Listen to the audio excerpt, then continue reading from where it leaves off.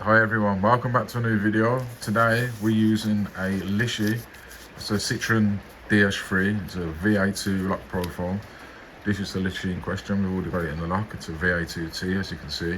And today we're doing a demonstration how to use this Lishi and how to pick this lock. So without further ado, I'm going to get on with it and get cracking. So straight away we're starting from this end to 6. Go up, it's bouncy. That one's picked. That's bouncy. Let's do the next one. Bouncy. They all seem to be bouncy at the minute.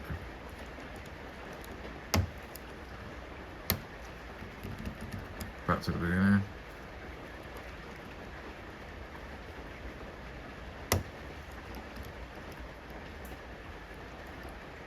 Bouncy.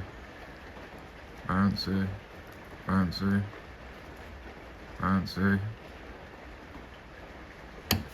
There you go.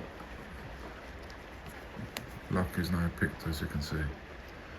And that is how to use the Lishi VA2T. Thank you very much for watching. See you in the next one.